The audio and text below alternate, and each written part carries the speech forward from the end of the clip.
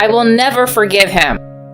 I was at the height of my anger at the sight of the woman crying in front of me and continually apologizing to me. I was determined to make the person who had caused my parents so much trouble in the past and had been successfully forgiven each time pay for his sins once and for all. I am Celine, 29 years old, and I have just given birth to a child with my husband Alfred, and I am now a housewife. We were colleagues in an international company, and Alfred works in a department that requires him to travel abroad frequently.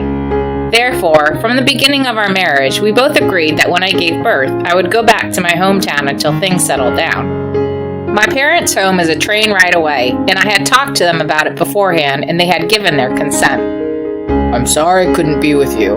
I'll find time to come see you. Also, about your brother. He's out of the family home and he's married, so I don't think it will happen again.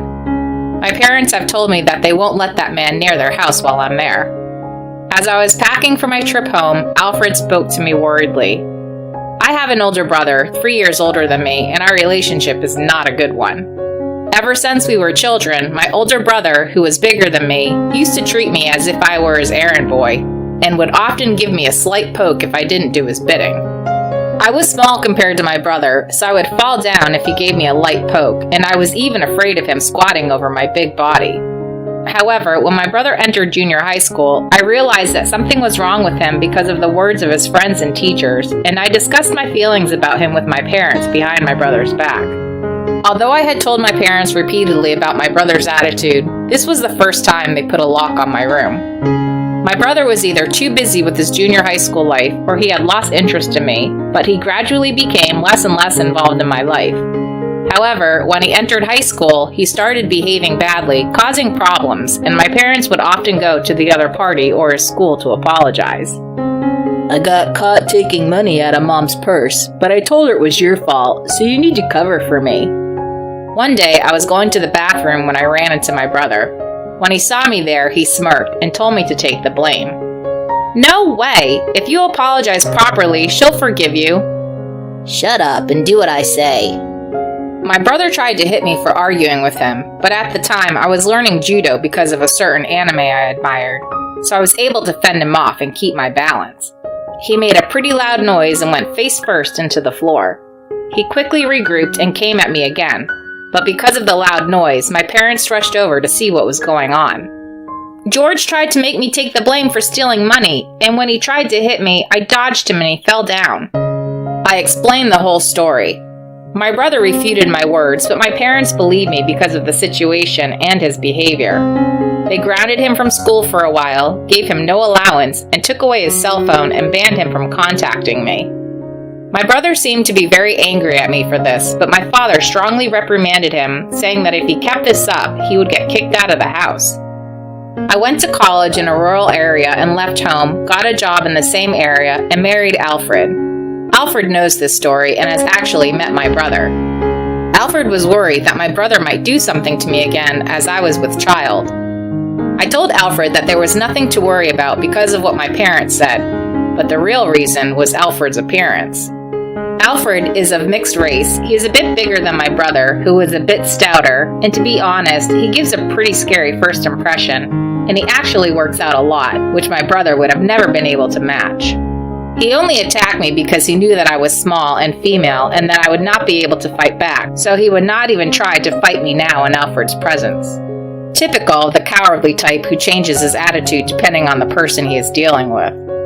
I was afraid to tell Alfred, who looks scary but is actually very sensitive, so I didn't tell him the truth.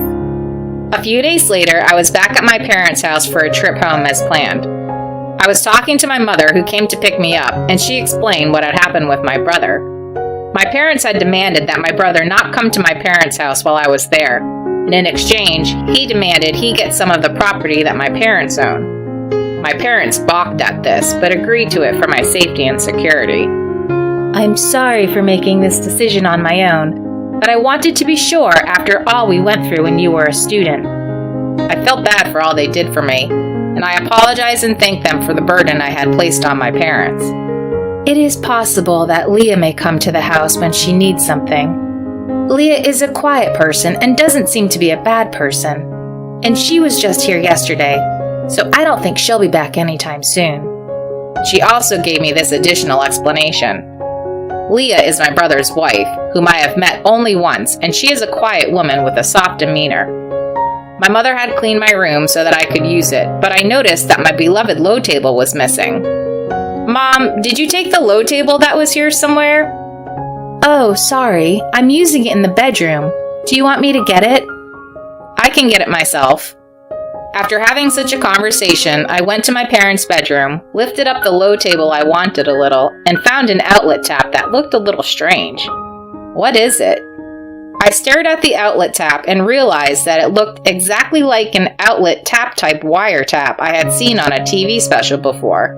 I immediately took out my phone and searched for it and found the exact same thing being sold as a listening device, which made my blood run cold, and I rushed to my mother.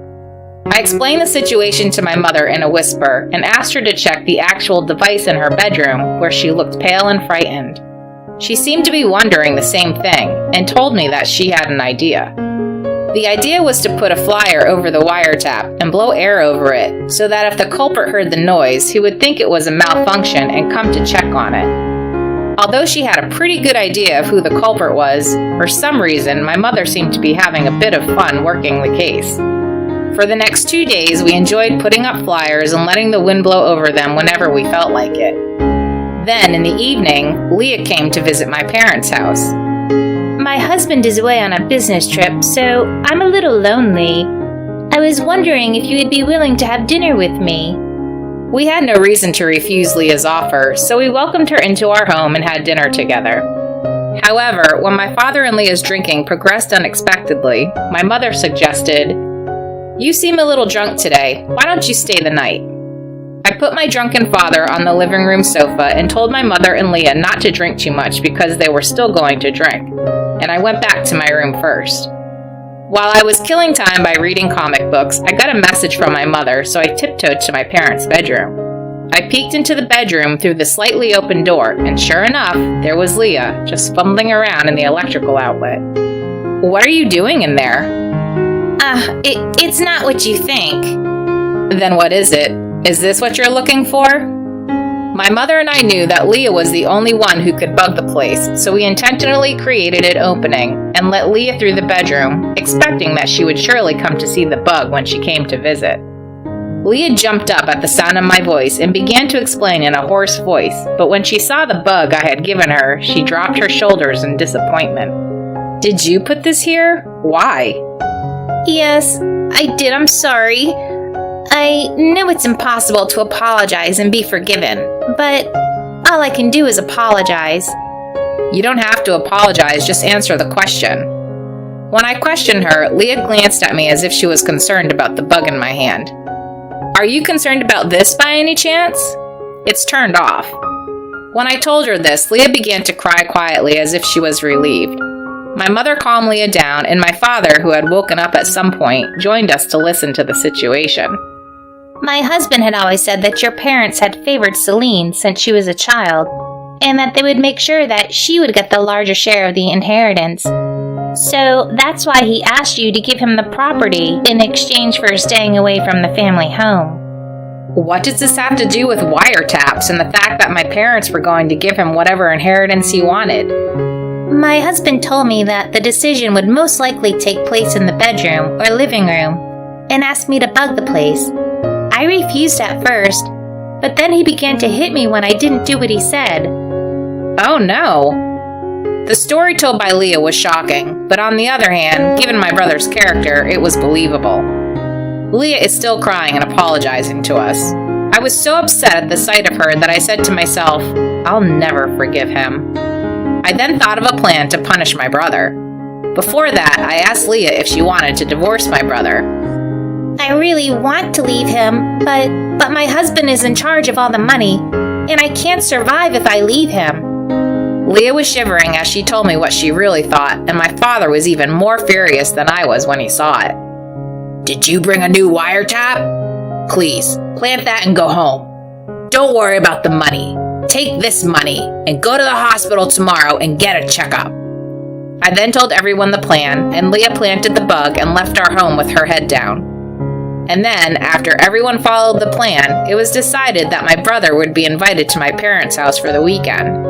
On the day of the operation, my brother, Leah, myself, and my parents were gathered in the living room. I explained to Celine that I was going to give you a piece of real estate. I thought it was time for you to decide which property you'd like because of that. Celine, it's been a long time. I know your selfishness got us into this mess, but I'm grateful for it now.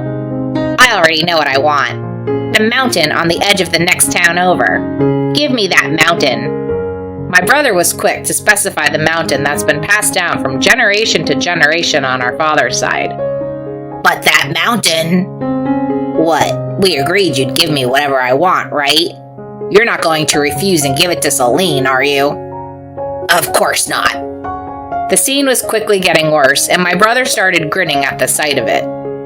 Then it's settled. Get on with the process. I don't want to have anything to do with this family that loves my sister so much. My brother left with Leah with a triumphant smile on his face. My parents immediately asked a lawyer to make a living donation to my brother for the mountain in question, and the name change for the property went smoothly. About a week later, the lawyer informed me that the procedure had been completed. I contacted Leah to let her know that the procedure was completed. The name change has been completed. If you want to get a divorce, now is the time. As soon as I told Leah that, she got a lawyer immediately and filed for divorce against my brother and demanded alimony. Because of the circumstances, Leah took refuge at a friend's house, and she proceeded with the divorce proceedings from there. My brother refused to pay alimony at first, but finally he agreed to Leah's request, and the divorce was finalized a few weeks later. During the divorce, my parents and I had decided to move to the area where I was living with Alfred and sell the family home. A few weeks later, I received a call on my cell phone from my brother. When I answered it, he was terribly agitated. Where the hell are you? Where are Mom and Dad? He asked angrily. What happened? I asked back, and my brother quickly started explaining his situation. Apparently, my brother wanted to use the mountain he inherited to pay his alimony to Leah. However, it turned out that the mountain was of no use at all, and in fact, the maintenance costs and property taxes would make him lose money. He tried to question our parents about this, but he could not locate them, so he contacted me.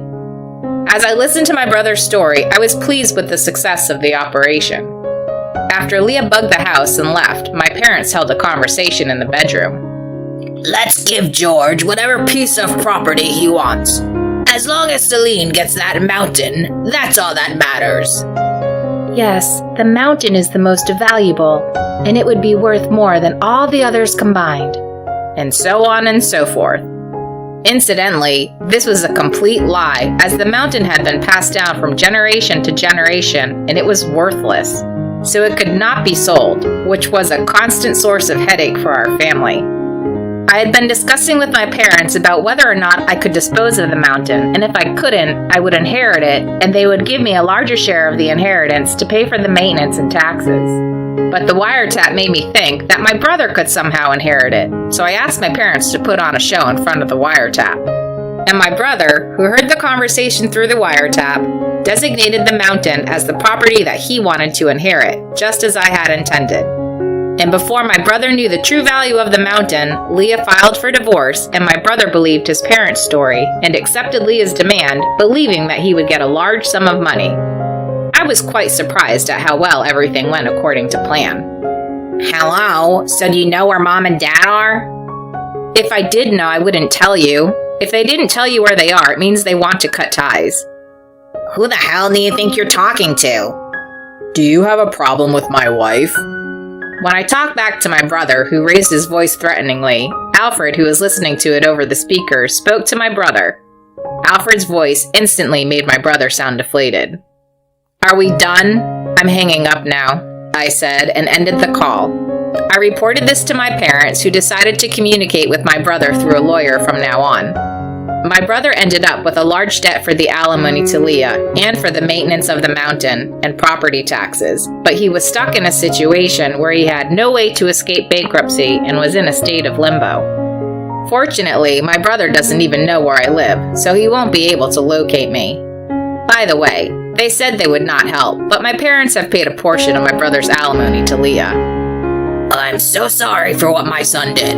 I can't apologize enough. No, I'm really sorry that I did something so inhumane as wiretapping. I can't thank Celine enough for giving me the opportunity to get out of that near brainwashing, and the two of you for helping me financially.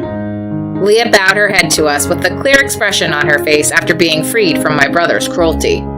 Afterwards, Leah contacts us once in a while and tells us that she is living her new life with the help of her brother and his wife. She wondered why she did not seek help earlier, and she has been volunteering her time to counsel women who are thinking of divorcing their husbands but are hesitant to do so. My parents bought a condominium near our house, and I enjoy raising my child by inviting my mother to my home and having her teach me how to raise my children.